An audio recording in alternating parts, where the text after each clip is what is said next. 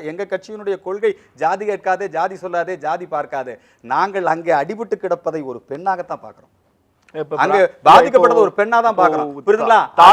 ஒரு அரிஜன பெண்ணாக இருந்தாலும் நாங்க தான் முதல்ல போயிருப்போம். சுவாதியா இருந்தாலும் நாங்க தான் முதல்ல போவோம். தாழ்த்தப்பட்ட மக்களுக்காவது பாதுகாப்பதற்கு வன்கொடுமை தடுப்பு சட்டங்கள் இருக்கிறது, பிராமணர்களுக்கு இல்லை என்பதால் பிராமணர்களை பாதுகாப்பதற்கு தனி சட்டம் கூறுகிறார் அர்ஜுன் சம்பத். இல்ல, எல்லா மக்களையும் பாதுகாப்பதற்கான சட்டம் வேண்டும். இல்ல, இப்ப நீங்க பிரிவுகளை அவங்களை பாதுகாக்கிறதுக்கான வழி இல்லைங்கிற கவலை இருக்கிறது. அந்த கவலைக்கு ஒரு தீர்வு வேணும். ஏன்னா அதுக்கு யாருமே இந்த திராவிட இயக்கத்தினுடைய தாக்கத்தின் காரணமாக ஒரு பூணூல் அறுக்கப்பட்ட பொழுது எங்க போனார்கள்? பூணூல் அறுத்தது ஏதோ பிராமணனுடைய அடையாளம் இல்ல, பூணூல் இந்து சமயத்தினுடைய அடையாளம். திருநீர் அளிக்கிறான், குடுமி இருக்கிறான். பூணூல் இந்து மக்களின் அடையாளமா? அது இந்து மதத்தில் இருக்கக்கூடிய ஒரு சில பிரிவினர் அதை பூணூல ஒரு அடையாளமா போட்டிருக்காங்க. அது பூணூல் மட்டுமே இந்து மதத்தினுடைய அடையாளமா, திருநீர் மட்டுமே இந்து மதத்தினுடைய அடையாளமா, குங்குமம் மட்டுமே இந்து மதத்தினுடைய அடையாளமான்னு கேட்டா எல்லாமே இந்து மதத்தினுடைய அடையாளம். ரொம்ப எளிமையான கேள்வி. இப்ப சிலுவை கிறிஸ்தவ மக்களின் அடையாளம்னா அது யார் வேண்டும்? அது ஒரு மதம் சார். நாங்க மதம் இல்ல, வாழ்க்கை முறைன்னு திரும்ப திரும்ப சொல்றோம். எங்களுக்கு பல்வேறு விதமான வழிபாடுகள். இப்ப பூணூலை ஒரு வழிபாட்டுல யாரேனும் ஒரு நபருடைய பூணூலை அறுப்பது என்பது இந்து மதத்தை கேவலப்படுத்துகிற செயல் தான். அதை கேவலப்படுத்துனதுக்காகத்தான் அறுத்தாங்க. வாக்குமூலத்துல அதான் சொல்றாங்க. சொல்லிதான் அறுத்தாங்க. குடுமி எதுக்காக அறுத்தாங்க? அது நீங்க யாருக்கு இந்த அநீதி இழைக்கப்பட்டாலும் ஒரு ஒரு ஒரு இஸ்லாம் சம்பந்தப்பட்ட ஒரு தொப்பியை போய் யாராவது கழட்ட சொன்னா நான் கோவப்படுவேன். அவன் மத உணர்வு ஏன் புண்படுத்துற? அது தவறது. அவனுடைய மதத்துக்கு எதிராக அந்த மசூதி முன்னாடி போய் கடவுள் இல்லைன்னு கல்வெட்டு வை, நான் வர்றேன் போராட்டத்துக்கு. அங்க கல்வெட்டு வைக்க கூடாதுன்னு சொல்லி. ஆனா எத்தனை முஸ்லிம் வருவாங்க? ரொம்ப ஆச்சரியமா. எத்தனை முஸ்லிம் இங்க வருவாங்க? ஒரு முஸ்லிமுடைய குல்லாவை கழட்டுவதற்கு யாரேனும் அறிவிச்சு போய் கழட்டினாங்கன்னா தப்புங்க. இல்ல, நான் என்ன கேள்வி முடிச்சறேன். குல்லாவை கழட்டினா தப்பு. மசூதி முன்பாக கடவுள் இல்லை என்று பிரச்சாரம் செய்தால் அவர்களுக்காக அர்ஜுன் சம்பத் போவார். ஆனால் அவர்கள் வீட்டில் எதை சாப்பிட வேண்டும் என்று அர்ஜுன் சம்பத் முடிவு செய்வார். அவங்க வீட்டில் எதை சாப்பிடணும் நாங்க முடிவு பண்ணணும் நான் சொல்லல. மாட்டுக்கறி சாப்பிடுபவர்கள் பாகிஸ்தானுக்கு போக வேண்டும் என்று யார் சொன்னது? சார், மாட்டுக்கறியை கொண்டு எங்க கோயில் முன்னாடி கோயம்புத்தூர்ல உலகத்திலேயே மிகப்பெரிய விநாயகர் அந்த கோயில் முன்னாடி வேணும்னே கட்டி தொங்க விடுறது எந்த வகையில நியாயம்? சுவாதி வழக்கில் இந்த தலித்துகளுக்காவது பிசிஆர் இருக்கிறது, அவர்களுக்கு எதுவுமே இல்லைன்னு கவலைப்படுகிற அர்ஜுன் சம்பத் அவர்கள் உடுமலைப்பேட்டை சங்கர் வழக்கிலையோ, கோகுல்ராஜ் வழக்கிலையோ, தர்மபுரி இளவரசன் வழக்கிலையோ என்ன தீர்வை முன்வைக்கிறார்? அந்த கொலை எதனால் நடந்தது என்பது உங்களுக்கும் தெரியும், எனக்கும் தெரியும். இங்க நடந்தது என்பது தனிப்பட்ட நபருடைய பிரச்சனை. அந்த கொலை எதனால நடந்தது அப்படின்னா லவ் மேட்ரு அப்படிங்கிறது, காதல் பிரச்சனைங்கிறது ஒரு பெண் ஒரு ஆண் சம்பந்தப்பட்ட விஷயம். அதையும் தாண்டி 2 குடும்பம் சம்பந்தப்பட்ட விஷயம். அதை உடனடியா அங்க செத்து போனது அல்லது அங்க பாதிக்கப்பட்டது தலித்து, அங்க பாதிக்கப்பட்டது பிசி எம்பிசின்னு போய் ஜாதி முத்திரை குர்த்தி நான் பணத்தை வாங்க மாட்டேன் உடனே ரோட்ல உட்கார்ந்து பிரச்சனை பண்ண உடனே அந்த இடத்துக்கு ஆஜராகிறாங்க பாருங்க, அவங்கனாலதான் பிரச்சனை. அரசியல்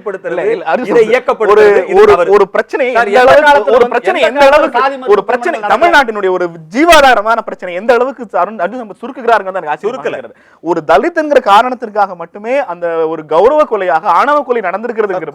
கொலை சார், கௌரவம் ஆணவம் எல்லாம் கிடையாதுங்க. கௌரவம் ஆணவம். கொலையாளியை கடுமையாக தண்டியுங்கள். உடனே அந்த கொலையாளிக்கு ஜாதி சாயம் பூசாதீங்க, அந்த கொலைக்கு ஒரு ஜாதி சாயம் பூசாதீங்கன்னு தான் நம்ம சொல்றோம்.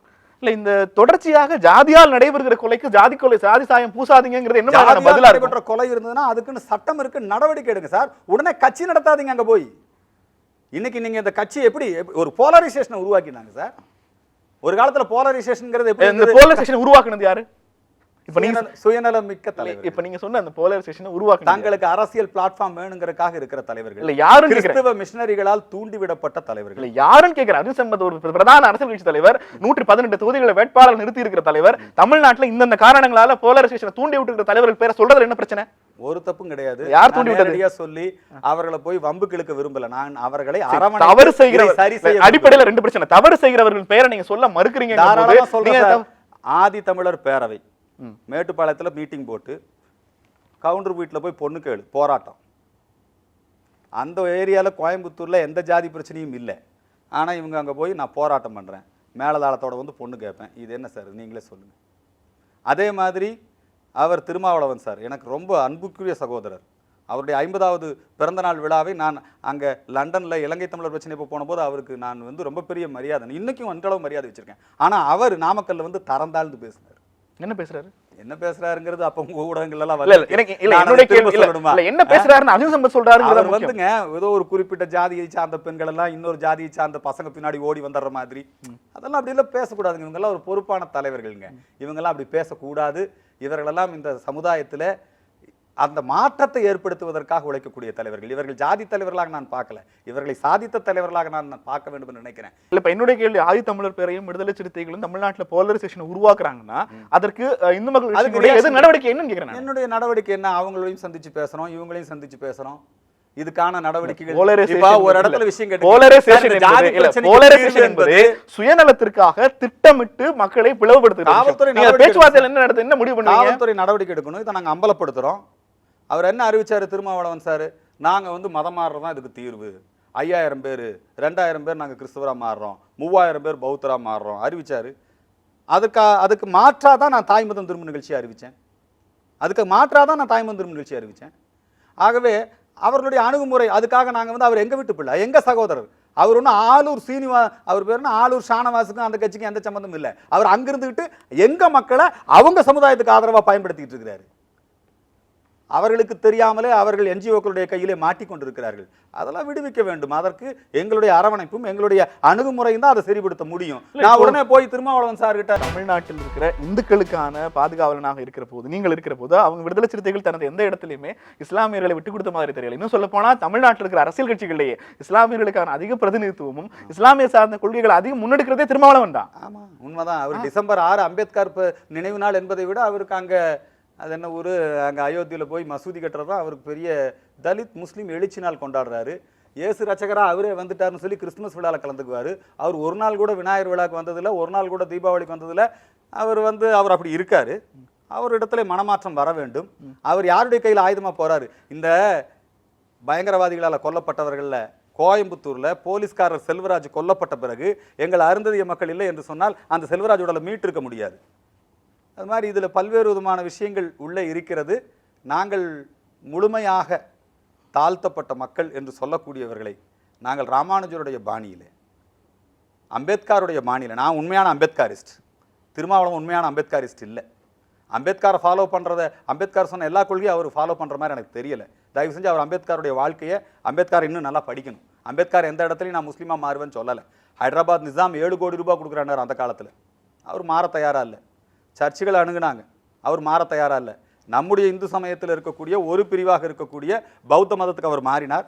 மாறின பிறகும் கூட அவர் அதுக்கப்புறம் கூட என்ன சொல்கிறாருன்னா, மதம் மாறி சென்றால் அவர்களுக்கு அந்த தலித் என்கிற அந்த அந்த அந்த பட்டியல் ஜாதியினர் என்கிற அந்த இடஒதுக்கீட்டு உரிமையை இழந்து விடுகிறார்கள் என்று சொல்கிறார். ஆனால் இவர் என்னங்கிறாருன்னா, எங்கள் சகோதரர் திருமாவளவன் என்ன சொல்கிறாருன்னா, அவன் மாறி போகிறது தான் அது ஒரே தீர்வு. அவர் ஈவேரா கொள்கையை பின்பற்றுகிறார். அம்பேத்கர் கொள்கையை அவர் பின்பற்றல. அம்பேத்கர் கொள்கை என்பது வேறு, ஈவேரா கொள்கை என்பது வேறு. எல்லாம் போட்டு குழப்பிக்கிறாங்க. அம்பேத்கர் என்ன முடிவை எடுத்தாரோ அதே முடிவை திருமாவளவன் எடுக்கிற இந்த காலகட்டத்தில் 60 ஆண்டு முடிவை திருமாவளவன் எடுத்திருந்தா பாராட்டலாங்க. அம்பேத்கர் எடுத்த முடிவை எடுக்கல. அவரு சர்ச்சுக்கு போனாரு. அம்பேத்கர் எடுத்த முடிவு எடுக்கல. சொல்றாரு அம்பேத்கர் வந்து சர்ச்சுக்கு போன்னு சொல்லல, அம்பேத்கர் மசூதிக்கு போன்னு சொல்லல. இங்க ஒரு பிரச்சனை இருக்கிறது என்பதால் இங்கிருந்து வெளியேறுகிறேன்ங்கிற முடிவை அம்பேத்கர் எடுக்கிறார். அதே முடிவை திருமாவளவன் எடுக்கிறார். இந்த இடைப்பட்ட காலத்துல எந்த சமூக மாற்றமும் நிகழவே இல்லையா? அம்பேத்கர் காட்டிய பாதையில் அவர் போகல. அம்பேத்கர் பௌத்த மதத்துக்கு மாறி இந்த ஆதிக்க ஜாதியினருக்கு ஒரு பாடம் புகட்டினார்.